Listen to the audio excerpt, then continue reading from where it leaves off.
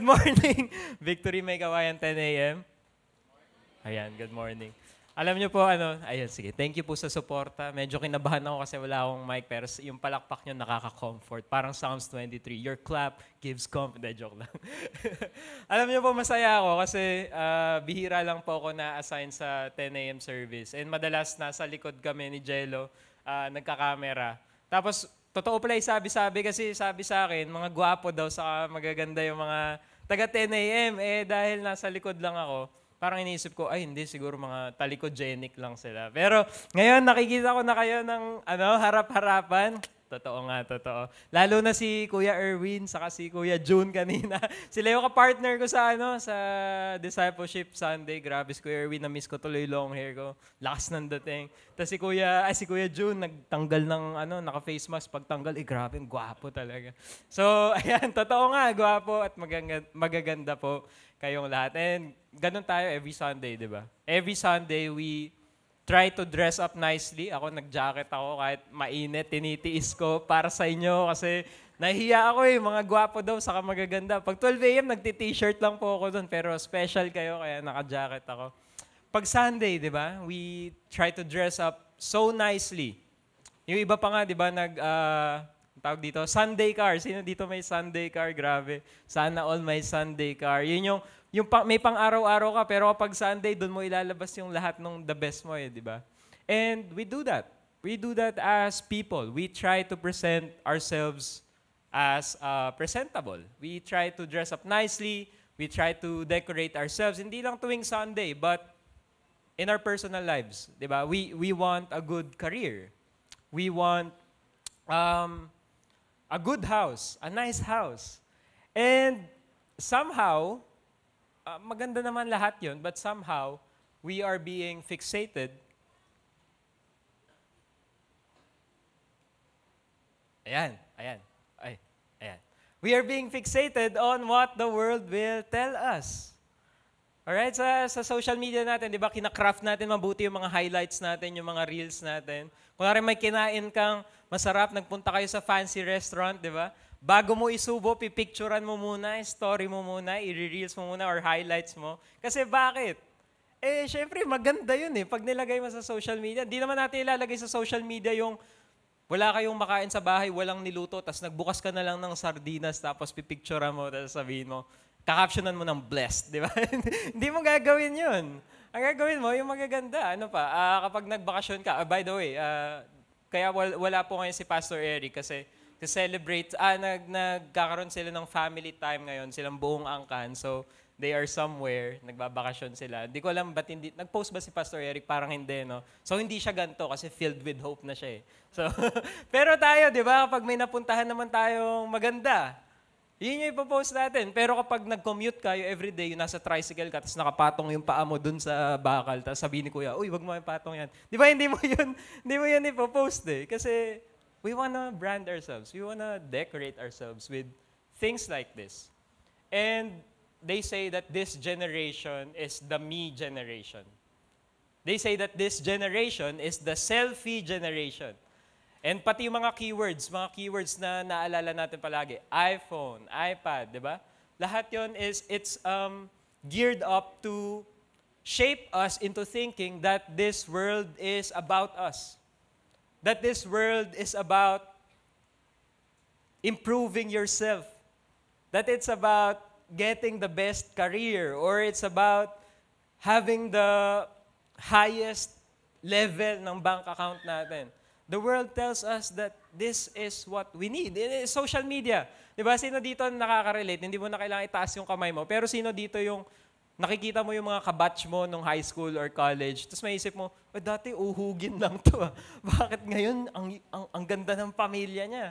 Bakit ako yung pamilya ko? Sakto lang kami. Umuupa lang kami. Sakto lang yung bahay, yung size ng bahay namin. Pero sila sobrang laki. Parang kasya yung buong barangay sa bahay nila. Di ba? We do that. And sometimes, sa kamag-anak din natin, pag nakita natin, nabalitaan mo, ay, si ganito, yung tita mo or yung pinsan mo, ganito na. Di ba? And sometimes, and most of the time, we try to think that yun yung kailangan natin gawin. That That's the mission. That's the goal in life, to be successful. But the problem with that is that I haven't read anything of that in the Bible. Wala ako nabasa anywhere in the Bible that tells us to be successful. But sure, let's do it. Kasi if we're doing it for our family, if we're doing it for God's glory, edi try pa rin natin gawin. But I think the problem is, when those goals in life, when we look at the world and we see everyone prospering, when we look at our country, tapos mahirap yung country natin, tapos dahil mahirap yung country natin, gusto mo ngayon makabawi, gusto mo mas secured yung future mo, mas secured ikaw, yung pamilya mo. And there's nothing wrong about that until it becomes so much, it becomes so deep-rooted in our hearts na yun nagiging goal natin. And this is what's sad as Christians. Okay, sige, bigay na natin sa world yun. Bigay na natin sa world that they want material things. Bigay na natin sa world yun. But sometimes, or probably most of the time as Christians, yung relationship natin kay Lord, dry din. Yung relationship natin kay Lord, feeling mo paulit-ulit na lang, feeling mo nakakasawa, feeling mo walang pinatutunguhan. Bakit? Kasi our relationship with God is dependent on how He will respond to our prayers. If God doesn't give the things that we ask of Him, we feel sad. And we feel disappointed na, Lord, mahal mo pa ba ako? Lord, may purpose ka ba sa akin? Lord, may direction ka ba sa akin? Lord, naiisip mo ba ako? Naalala mo pa ba ako? And sometimes we fall away. Yung passionate ka na sa church community, passionate ka na to preach the gospel, passionate ka na to do the mission of God, pero dahil hindi mo nare-receive, dahil nasa-shape ka ng world na ito yung hope, yung material things, tapos ina-ask mo kay Lord yun, tapos hindi niya binibigay sa'yo kasi worldly things nga yan eh. We tend to feel like, Lord, mahal mo ba ako? Or Lord, close ba tayo? Ganyan. Yun yung mahirap. Kapag nag-umpisa tayo na we're chasing after these things, na good naman sana yung purpose, pero nag-fall na tayo under that category na tinutwist na natin si Lord into doing it our way, not His way. Chasing after these things often leads to hopelessness. It replaces our true hope with false hope on material and earthly things. So, today, as we end the series, the title of our message today is, nakita nyo naman sa poster, is Filled with Hope. Today, if you are that person, if you are that somebody who started strongly as a Christian, or probably nagsa-start ka pa lang as a Christian, but you feel like yung puwersa ng mundo, yung pressure ng mundo, yung requirement ng mundo sa'yo ay masyadong malaki to the point na hinahatak ka nun sa relationship mo kay Lord at sa pagsunod mo kay Lord. Then I guess today, this message is for you. Let's all stand up. We will be reading Romans chapter 15. Mali po yan. We're gonna read the whole, verse 1 to 13. Page 197. 196. Ay, joke lang. Mali. Bakit ibang Bible ata yung nahugot ko?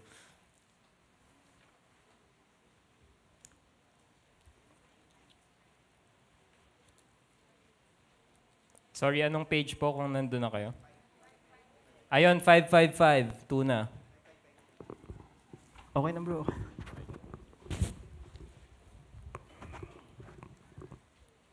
Okay. Start. 553. Yan. Okay. Okay, nandyan na po kayo? If you are there, say, filled with hope. Okay, let's start reading verse 1. We who are strong have an obligation to bear with the failings of the weak and not to please ourselves. Let each of us please his neighbor for his good, to build him up. For Christ did not please himself, but as it is written, the reproaches of those who reproached you fell on me. For whatever was written in former days was written in our instruction, that through endurance and through the encouragement of the Scriptures, we might have hope. May the God of endurance and encouragement grant you to live in such harmony with one another, in accord with Christ Jesus, that together you may with one voice glorify the God and Father of our Lord Jesus Christ. Therefore, welcome one another as Christ has welcomed you for the glory of God. For I tell you that Christ became a servant to the circumcised to show God's truthfulness, in order to confirm the promises given to the patriarchs, and in order that the Gentiles might glorify God for his mercy, as it is written, therefore I will praise you among the Gentiles and sing to your name. And again it said, rejoice, O Gentiles, with his people. And again, praise the Lord, all you Gentiles, and let all the people extol him. And again, Isaiah says, the root of Jesse will come, even he who arises to rule the Gentiles. In him will the Gentile hope. May the God of hope fill you with all joy and peace in believing, so that by the power of the Holy Spirit you may abound in hope. Lord, thank you for your word. Thank you that your word is our only true source of hope. Lord, not me and not the preaching itself, but your word that is perfect. So Lord, salamat dahil makakakuha kami ng totoong pag-asa sa iyo today. But Lord, I know that it's challenging to embrace fully what you say in your word. Your hard teachings are hard to understand, Lord. So I pray that all of us today, including myself, Lord, i-open mo yung heart namin, i-open mo yung eyes namin, yung ears namin, yung spirit namin, everything, Lord. And we just want to receive from you, God. And we want to be broken. If we need to be broken, Lord, i-destroy mo yung kailangan i-destroy kung merong mang ganon. And Lord, we are just hopeful that we are not going to walk out of this place with the same heart that is, Lord, so inclined to the world. But God, we want to incline to your word. To your word alone we find hope. In Jesus' name we pray. Amen.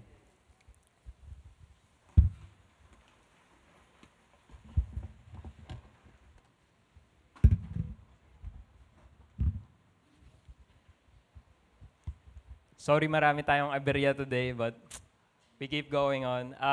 Romans chapter 15, verse 1 to 13. Yun po yung aralin natin today. And sakto kasi i-end na natin yung series natin, di ba? Yung last natin is filled with hope. So bago tayo tumuloy, I just like to recap yung mga nangyari in the previous week. So parang series, di ba? Yung previously on. So yun yung gagawin natin. And we're gonna do that by dividing the chapters of Romans. Kasi it will be hard for us to understand ano yung sinasabi ng Romans 15. And mahirapan din tayong i-conclude yung Romans 15 if hindi natin nare-recall somehow what happened sa mga previous chapters. So, hindi na natin mabasa.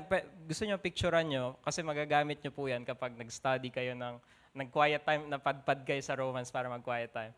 Pero i-explain ko na lang quickly. Chapter 1 to 4, it talks about how humans are fallen. How we have fallen from sin, how we have fallen short, how we are not deserving, and how we are not able. Ibig sabihin, kahit gusto nating i-save yung sarili natin, hindi natin kayang i-save yung sarili natin. Kasi yung filthiness natin, yung pagiging madumi natin, sagad-sagad to the point na hindi natin talaga kaya on our own. So, there came Jesus Christ who is holy, who is righteous, and who is the solution for our sin, who is the answer, who is the pardon for our sin. That's chapter 1 to 4. And then chapter 5 to 8, it explains naman that, yes, this is what Jesus Christ is doing. And then after we believe in Jesus Christ, after we received Him as our Lord and Savior, ngayon magkakaroon naman tayo ng new life. Okay? So it explains how our former life, yung dati nating buhay, magiging bagong buhay na. That's chapter 5 to 8. Chapter 9 to 11, it talks about naman, now, since we have received Jesus Christ as our Lord and Savior, and then we have this new life, this chapter now talks about how we are included in His family. So, nagets niyo po? So, madumi ka, nilinis ka ni Lord, pagkalinis sa'yo ni Lord, nilagay ka niya sa pamilya niya. That's chapter 9 to 11. And chapter 12 to 16, last week, di ba? Ano yung last week? Fueled by hope. Ako lang yung nakaalala, but parang di niya naalala. Pero fueled by hope. So, pinag-uusapan na natin ngayon na since kasama ka na sa pamilya ni Lord, paano ka ngayon mag-a-act as Christian? Paano ka ngayon mabubuhay as real Christian? Ask this question. How do we act like real Christians? It's this. We live, mali pala yung live, parang aalis yun. We live a real Christian life by living a life that is filled with true hope. Paano daw tayo mabubuhay as real Christians? Mabubuhay tayo as real Christians if we live with true hope. Di ba parang sa mundo na to, sa mundo na madilim, sa mundo na si God yung pag-asa, tapos nagpapakilala ka as Christian, tapos makita ka ng mga office mate mo, ay, di ba Christian ka? Tapos ikaw pa yun yung laging malungkot, laging late, laging walang pag-asa, laging kinakaladkad mo yung sarili mo doon. Di ba parang ang weird naman nun? It's contradicting. Kasi si Lord nga yung pag-asa ng mundo, tapos dapat may pag-asa sa Kanya, pero sa'yo hindi nakikita yung pag-asa. So we want this. We want to live a real Christian life by living a life that is filled with true hope. And good news, this is not something that you need to produce in yourself. This is something that God works in you and that is produced in you as you walk with Him. Romans 15, verse 1 to 3, we must not just please ourselves.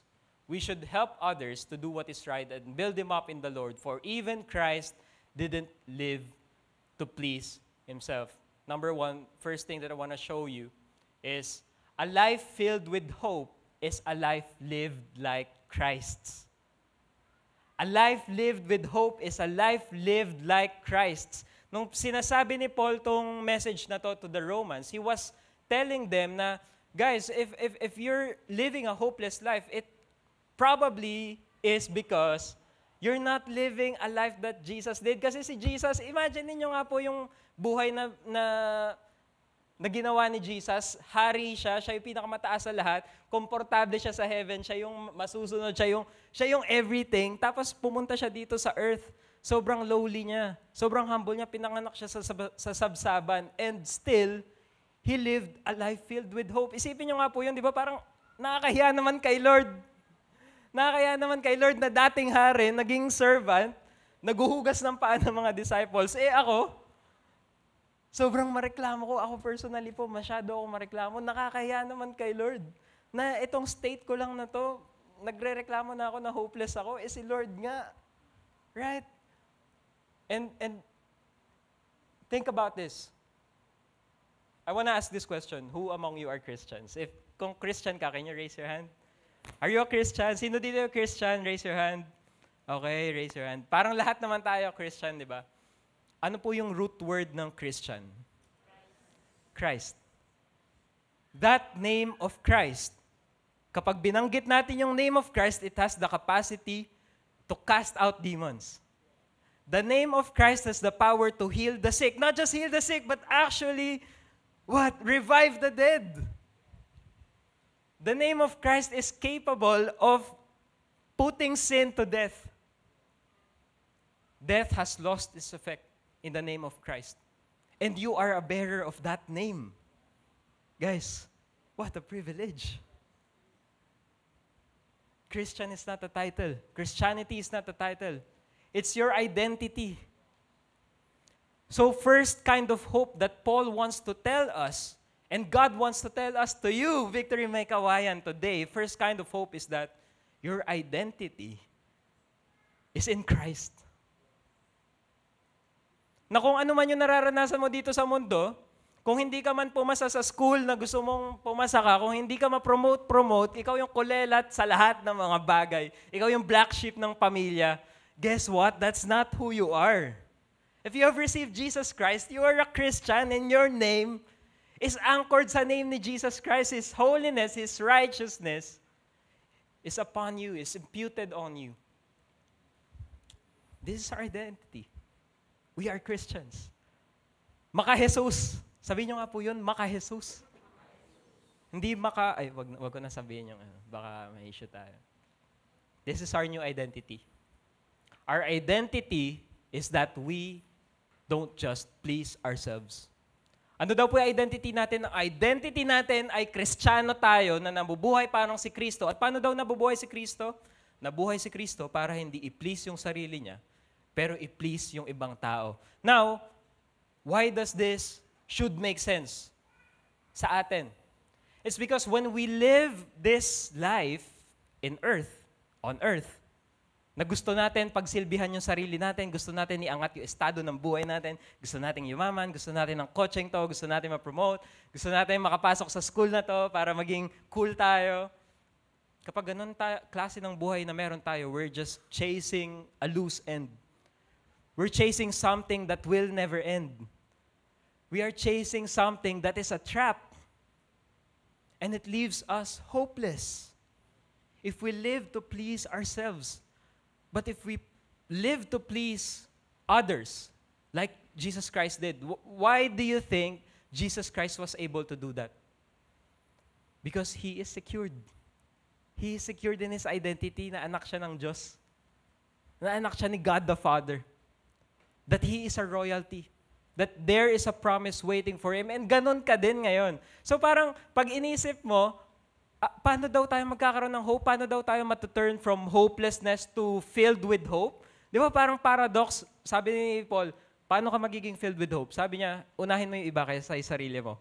And what he was saying was, ginawa na ni Lord yung best para sa'yo. Yung pangako ni Lord ay naghahantay para sa'yo. Itong mundong to, temporary lang to. Lahat ng nararanasan mo ngayon, temporary lang. Actually, yung mga ginogol mo sa buhay, pag nagawa mo na yan, tapos namatay tayong lahat, wala din yan. Ang sinasabi ni Paul, there's a kingdom that is coming and you are included in that. So whatever you're going through right now, that doesn't matter. This is our identity. Sometimes we understand hope. Sometimes we know naman this hope, but we often forget. Diba? Yung Sunday ngayon, probably na-feel na tayo ng hope. Okay, na-encourage na tayo. Pero pagdating ng Monday, makikita mo ulit yung masungit mong boss, pakikisamahan mo ulit yung anak mong ayaw sumunod. And nakakalimutan na natin yung word ni Lord. Nagiging hopeless na naman tayo. And that's what Romans 15:4 is saying. Such things were written in the scriptures long ago to teach us. And the scriptures give us hope and encouragement as we wait patiently for God's promises to be fulfilled. Sobrang clear dito. Sabi, yung scripture daw ang nagbibigay ng two things. Can you say that with me? Hope and encouragement. Can you say that? The scriptures give us hope and encouragement. Now, if you're living your life without hope and encouragement, the question is, are you reading the scriptures? Ako, binabasa ko by scriptures. Kapag laging umiiyak yung anak ko na firstborn, tapos hindi ko alam kung ano na gagawin, tapos now hopeless na ako, nawawala na ako ng pag-asa, wala akong kwentang tatay. Where do I get my hope from? It's from the scriptures. So again, what is a life lived filled by hope? A life filled by hope doesn't strive to prove your worth. Your identity is secured in Christ. You are loved, called, and formed by grace. Therefore, say this with me, you can put others first before yourself, just like Christ did. I think most of our problems, modern day Christians, is that yung exposure natin sa mundo at yung exposure natin sa word ni Lord, sobrang layo ng gap. Yung red line represents our awareness of the world. The green line represents our knowledge of the scriptures. As we walk through our everyday, because we are malnourished of the scriptures, na kung saan dapat doon nang gagaling yung hope natin, the tendency is that tuwing Sunday ka lang na-feed, tuwing Sunday mo lang nakukuha yung hope mo. So, okay ka naman ng Sunday, pero yung Monday mo through Saturdays, na-expose ka sa world na mahirap, madaya, corrupted. Kailangan mo mag-perform, kailangan mong kumota, kailangan mong mataas yung grade mo, kailangan pogi ka sa social media. Our awareness of the world is growing so fast while our knowledge of the scriptures remains stagnant. The enemy is not afraid of a Christian who goes to church. He is afraid of the Christian who understands the Word of God and knows how to use it. Guys, if you're sabi ni, siguro nag-meeting sila, mga demonyo, sabi nila, sige, hayaan nyo sila mag-volunteer, hayaan nyo sila mag-serve team, hayaan nyo sila mag-ushering, hayaan nyo silang mag-worship team, hayaan nyo silang mag-victory group, Hayaan nyo sila mag-fellowship and all. Hayaan nyo silang maging regular Sunday attendee. Wala tayong pakialam sa kanya. Basta ganito, kapag magbabasa na sila ng Bible sa gabi, patulugin mo sila agad. Kapag pag-start ng umaga, tapos bubuksan na nila yung Bible nila, paiyakin mo yung anak nila agad para hindi na nila mabasa yung Bible. Paalala mo sa kanila na hindi pa sila nabasa na email. Paalala mo sa kanila na naghahantay na sa kanila yung marami nilang notification kung sino yung nag-like dun sa bagong post nila. The enemy is not afraid of us. The enemy is not threatened by us being here. But the enemy is threatened by us when we know the Word of God and we know how to use it. When we read the Word of God and we get our hope from that Word and we apply it in our lives. And so when we talk about hope, sometimes, most of the time, we think that hope is something that is only for ourselves. Nakakap lang, nakalimit lang yung hope, yung pagkakaintindi natin sa hope. So kapag binatuhan tayo ng world ng kung ano-anong disappointment, discouragement, natitibag agad tayo. Because hanggang doon lang yung level ng hope na naintindihan natin eh. And what I really love about Romans 15 is that Paul is trying to break our mindset. Tinatry niyang baguhin kung paano natin naiintindihan yung hope. Na yung hope ay something na hindi lang pang sarili mo, hindi lang para sa'yo. This hope is bigger than yourself. The size of this hope is bigger than yourself.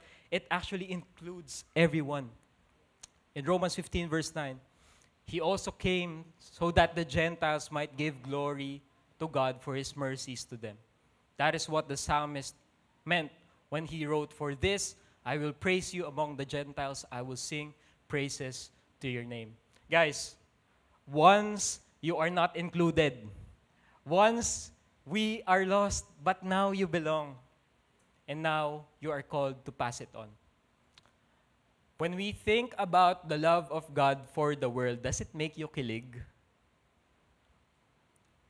Let me repeat that question. Kapag naintindihan mo o kapag narinig mo somewhere na mahal ng Diyos yung ibang tao, kinikilig ka ba? Or parang, okay. Okay.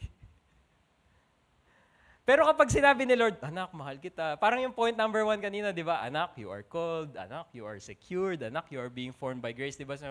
Thank you, Lord. You're so sweet. I love you, Lord. Pero kapag sinabi na ni Lord kung gaano niya kamahal yung katabi mo, yung kapwa mo, anong sa akin, Lord? And Paul is telling us na kaya hindi lumalalim yung understanding natin sa hope kasi nakafixate lang sa kung ano yung ma-experience natin for ourselves. But think about this. When Jesus Christ saved Kuya Benj, probably mas nauna siyang na-save sa akin kasi mas mukhang mabait siya, mas mukhang mabango siya, mas nauna siyang nalinis ni Lord. So nung sinave ni Lord si Coach Benj, mahal niya si Coach Benj, iniisip niya si Coach Benj, pero habang sinasave niya si Coach Benj, iniisip niya na rin ako. So parang pag iniisip ko, kapag hindi ko ine-embrace yung character ni Lord na iniisip din niya yung ibang tao para include sa pamilya niya, edi parang sinabi ko na hindi ko na-appreciate kung paano nag-start yung pagmamahal sa akin ni Lord. Edi parang sinasabi ko na wala akong pakialam, Lord, kung paano mo ko inisip nung una. Gets? And kapag in-embrace natin yung part ng pagmamahal ni Lord na inclusive, na hindi lang pang sarili mo, doon mo makikita na yung size ng pagmamahal ni Lord, hindi lang kasya sa'yo, yung size ng pagmamahal ni Lord, sobrang laki. And it's more than our personal struggles. And it's more than our personal dramas in life. And it's so liberating. It gives us hope that our Lord is able. And I hope that it changes the way we think. I hope that this hope that we hold on to, naniniwala tayo na yung hope na binubuo ni Lord sa puso mo ay hindi lang sapat para solusyonan yung mga problema mo sa buhay, pero babaguhin ka niya at gagamitin ka niya para maging bearer din ng hope sa mga pamilya mo na hindi pa Christian. Maybe some of you guys, you've been praying for your family for so long na hindi pa Kristiyano hanggang ngayon. Hindi pa rin, ang hirap i-penetrate, ang hirap sharean ng gospel. But guess what? As Christ is changing you from glory to glory, Habang nililinis ka ni Lord, habang pinagliliwanag ka ni Lord ng pagmamahal niya, unti-unti yung blind eyes ng pamilya mo, nakikita kung gaano ka kabuti, kaganda si Lord. So let's embrace this part of hope. What is a life lived filled by hope? A life filled with hope is a life involved in God's family. One passion, one purpose. Probably, some of us here, matagal ka nang nag-attend, but you're just on the sidelines. You don't want to involve yourself sa serving team. You don't want to involve yourself sa victory group for reasons that are valid, I guess. Siguro dahil intimidated ka na parang may community na sila, ang hirap naman makapasok. Or probably, mahiyain ka talaga. Or probably, hindi ka ready open up yung sarili mo sa mga tao. But the complete picture of Christianity is not just personal. It's communal. Not personal, not just personal, but it's communal.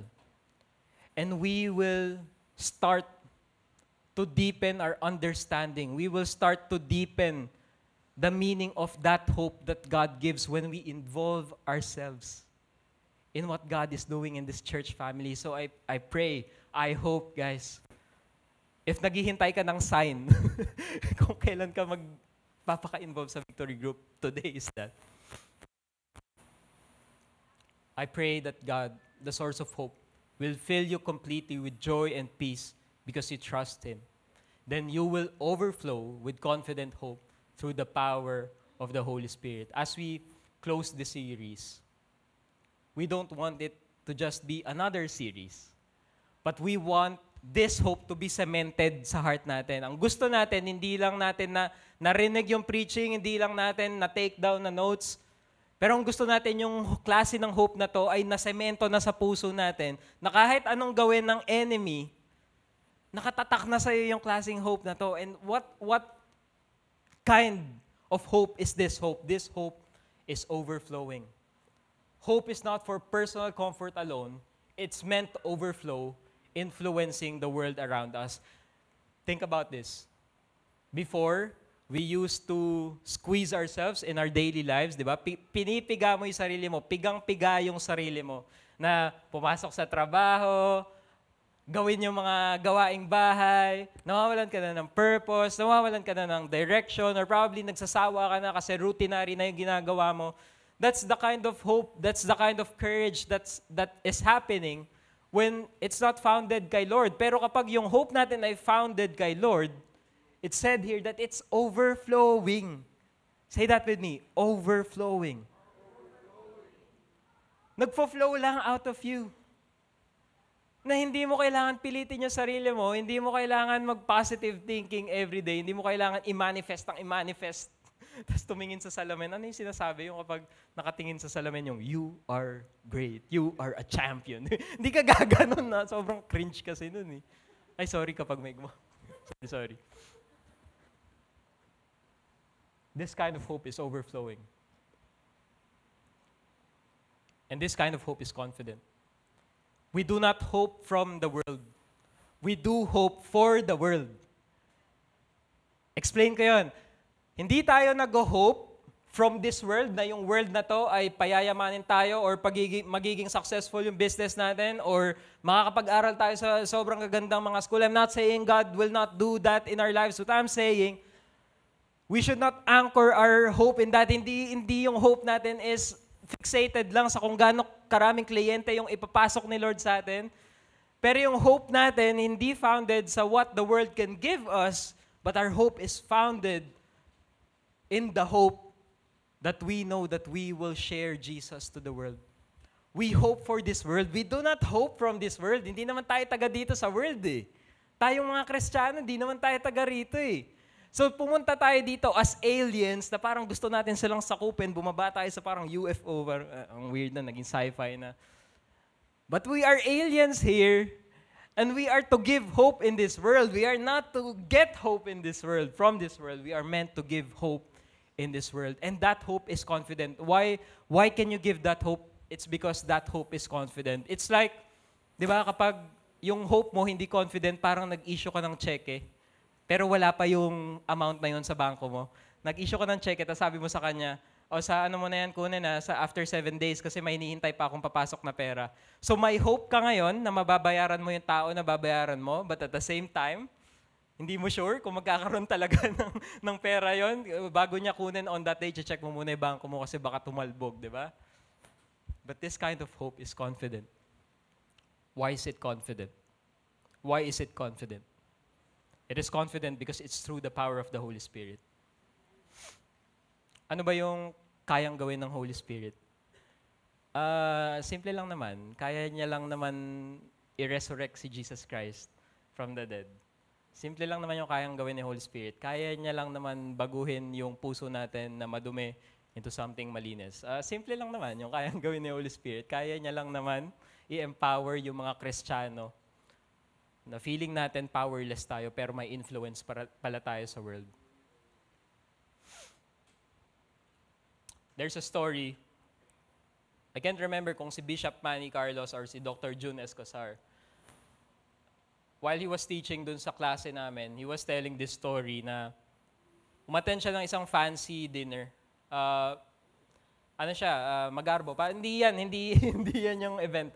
Kinuha ko lang yan sa Google. He attended that event and ang nakatabi niya sa table, simpleng tao lang, si Senator Honasan. Nakatabi niya si Senator Honasan, tapos siya, hindi pa siya ganon ka-established nun. Hindi pa siya ganon kakilala and stuff. Ngayon, kilala natin si Bishop Manny Carlos, Dr. June, of course. Pero nung time na yon, there's a temptation to him to feel like, compared to this man, I am nothing. Paano ba naman? Nakipagkamay daw si Senator Honasan sa kanya. Siyempre, di ba? Ganon yung mga public servants natin. Masanay silang makipag-meet sa mga tao. So, kinamayan daw siya. Tigas daw nung handshake. Kapag kamay, hi, I'm Gringo Honasan. I serve in our country. I'm a senator. How about you? What do you do? Kung ikaw yun, di ba? Kinamay ka ni Senator Honasan, tapos tinanong ka, what do you do? Sagot ko, tambay po. But, kung sino man siya, kung si Bishop Manny man siya, or si Dr. June, what he responded was a bold response. What did he say? He said his name, and after his name, guess what he said? He said, I changed the world. If you are somebody who is chasing after the things in this world, you will not be able to say that. Why? Kasi makikita mo, si Senator Honasan, nasa kanya lahat ng title, nasa kanya yung impluensya, nasa kanya yung power, hindi pa siya Christian nun, so baka probably pwede siyang ipabaril. Hindi, joke lang.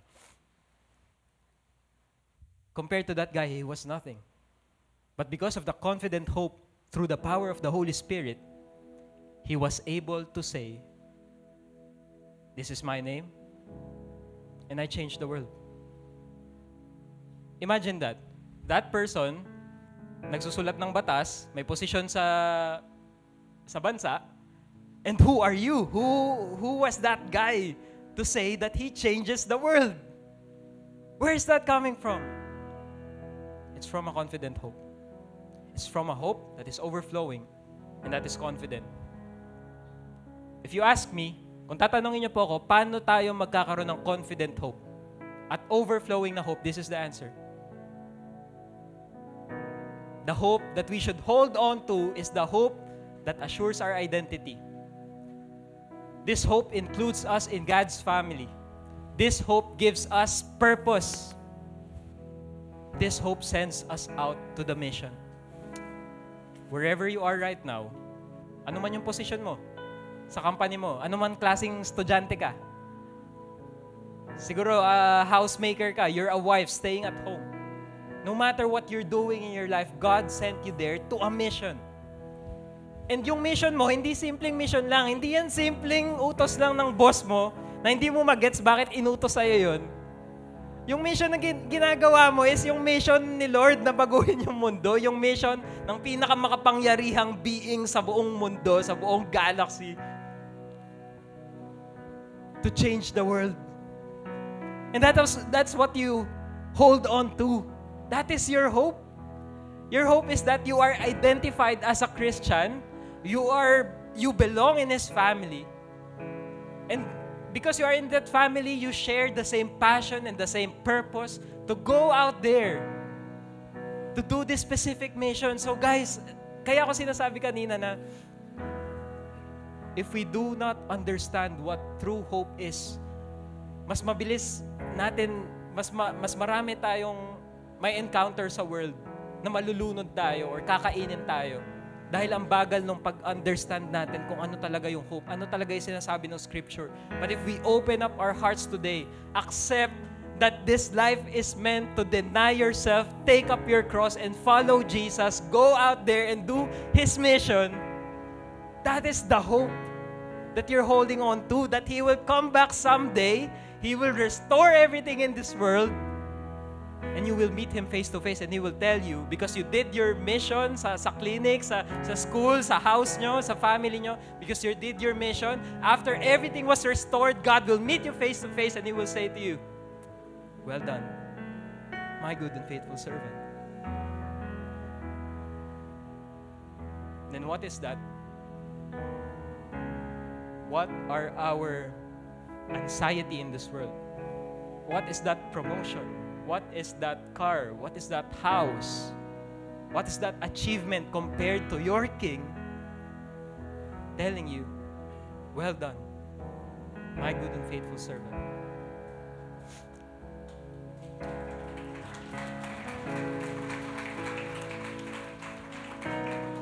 This is the hope that you have. It's not for your own use only, but the hope that you have is the hope that God will use you. Let me repeat that again. The hope that you have is not something that you can use for yourself, but this hope that you have is something that tells you that God will use you. Can we all stand up and we'll worship God? As we sing this song, may it be a song of our pledge to the Lord. May it be a song of response that, Lord, I will hold on to this kind of hope. Let's pray. Lord, we don't want to be driven by emotions. And ayaw naming madrive kami ng hype. Dahil cool na yung Christianity, dahil naka-aircon na kami, dahil cool na maging Christian ngayon. Lord, we don't want to be driven by that. But Lord, we want to decide today to truly follow you, to truly embrace this kind of hope that is missional. Because you made it clear to our souls, because of your grace, because of the power of the Holy Spirit convincing us that this is the kind of hope that we should hold on to. So Lord, we thank you and we receive this. And right now, God, we just want to worship you.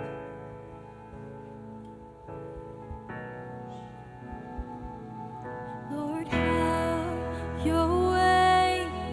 Come take your place. Let all the earth be saved.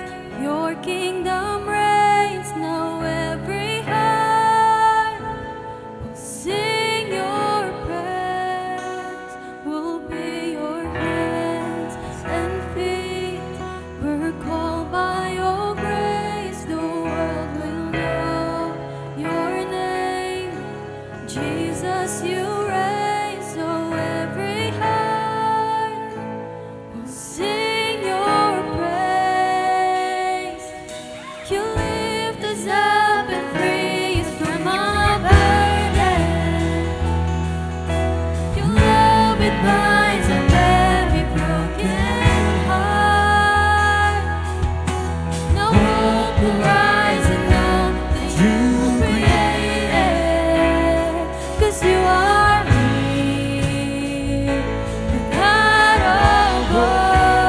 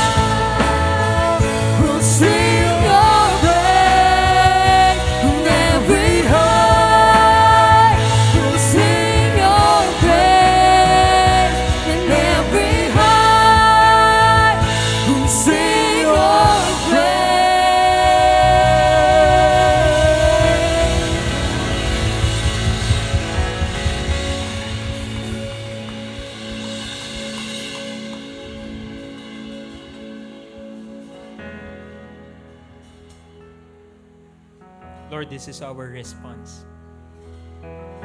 Ngayon na naintindihan namin that to live a real Christian life, we need to live filled with true hope, Lord. So now we open up our hearts, Lord. Yung mga puso namin na occupied ng marami naming pangarap para sa sarili namin, yung mga marami naming pangarap para dito sa mundo, yung mga bucket list namin, Lord, ina-open up namin yung heart namin. And just like the song, Lord, come take your place in our heart. Come take your place in our heart first, Lord. And use us as you take your place, as you take your dominion in this world.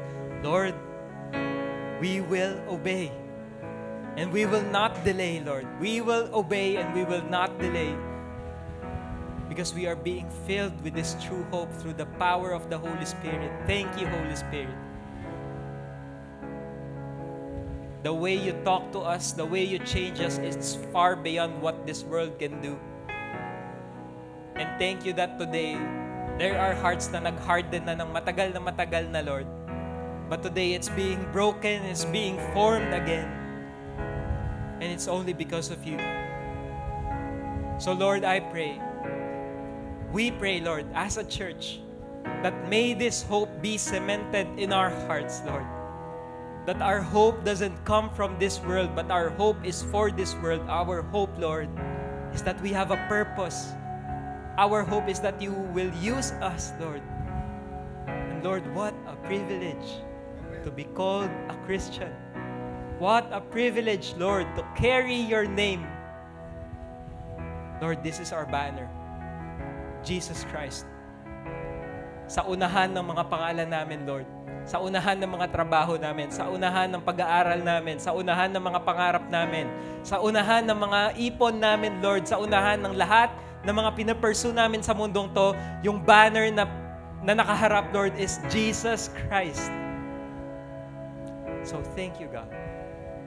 Lord, we continue to surrender our lives to you, Lord.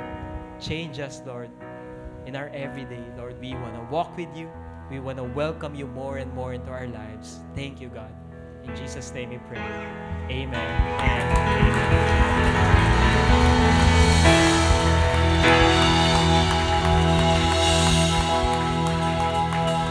Raise up your hands po. Raise up your hands. May the Lord bless you and keep you. May the Lord's face shine upon you and be gracious to you. Receive this hope, be filled with hope, and be a bearer of hope. You are now sent out to the world.